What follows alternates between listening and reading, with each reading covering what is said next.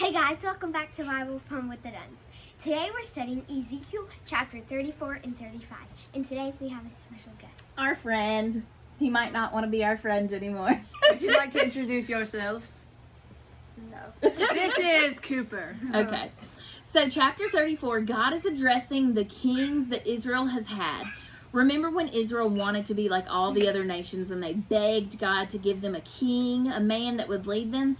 Well, most of the kings Israel have had, don't play bubbles, have not been good. They've been evil, they've not pointed God's people to him, and they have not been good leaders.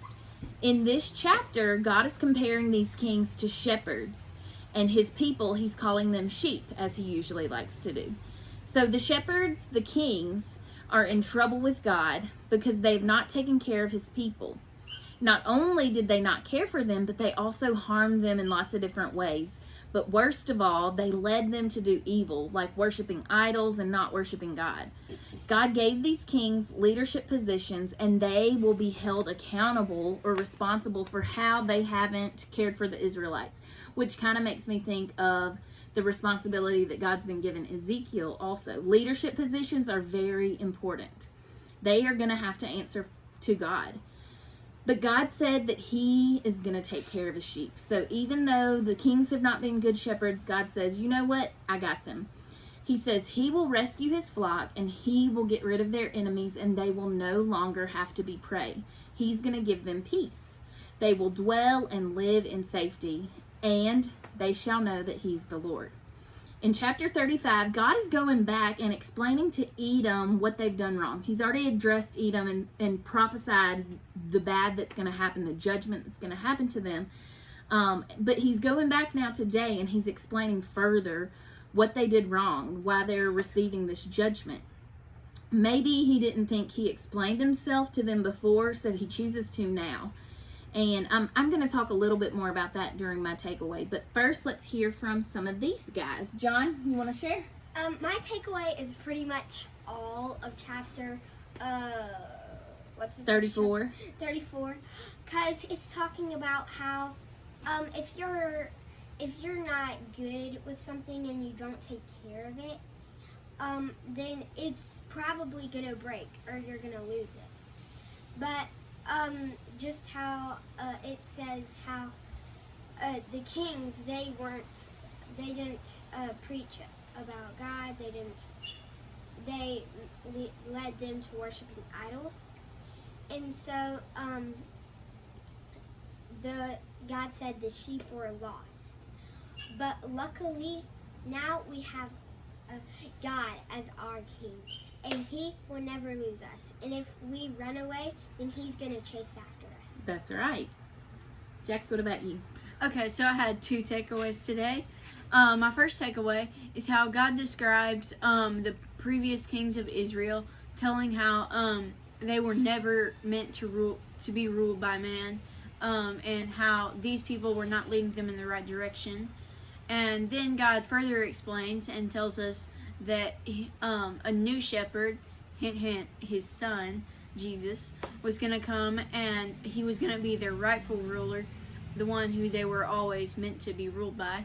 And then my second takeaway is in the second chapter we read today, chapter 35, and it's how God, when he punishes us, he gives us an explanation. He's not punishing us for no reason. He's telling us why, and we deserve it. We don't deserve it necessarily. And that's actually what I'm about to talk about. So first, in that second chapter, chapter 35, I love how God goes back to tell Edom what they did wrong. God owes us no explanations. He is the judge, and right, that's what I meant. then we are to submit to him. But like a loving parent, God's better than that. He wants them to know his heart and why. Maybe so they can correct what they've done wrong, or maybe for other reasons. We don't necessarily know God's thoughts. But one thing is for sure, God wants them to see his heart, and he wants them to know what? That he is the Lord. Mm-hmm. It's kind of getting to be our joke whenever we read. We let them finish that sentence because it's in almost every paragraph. So my second takeaway, kind of along those same lines of a loving parent, I love that God calls us his sheep as long as he's our shepherd. The longer I read about sheep and learn about them, just the other day I read about sheep and it said that they have terrible eyesight and horrible memories. And I turned to Dust and I'm like, that is me. I have terrible eyesight and I can't remember a thing. So true. But if I have to be a sheep, I'm so thankful that God is our shepherd. I love how God gives us this picture of his love and his care for us. God gives us that metaphor or that comparison of how he's our shepherd and we are his sheep all throughout the Bible. One of my favorite places that he says this is in Luke 12, verse 32, and he says, "Fear not, little flock, for it is your Father's good pleasure to give you the kingdom." And every time that I read about this shepherd, God being our shepherd and us being his sheep, it makes me feel loved and so safe, so protected, and so cared for by him. If I gotta be a sheep, I love that he gets to be the shepherd. I get to be his sheep. So for today's challenge, here are some passages that describe God as the shepherd and us as his sheep. And so this is Friday's reading. So take some time this weekend maybe to read through some of these passages and just think about how great it is that God is our good shepherd. And don't forget to tell him how thankful you are. I have 3 passages. One is that verse, Luke 12, 32. Another passage is Psalm 23, pretty famous. The Lord is my shepherd, I shall not want. That one. And then finally, John 10, right, Jax? That's the Good Shepherd and Cooper from their Bible drill this year. John chapter 10, verses 1 through 24. So, y'all check those passages out. I'll have them in the description box. And y'all have a good weekend. We'll see y'all Monday. Bye. Bye.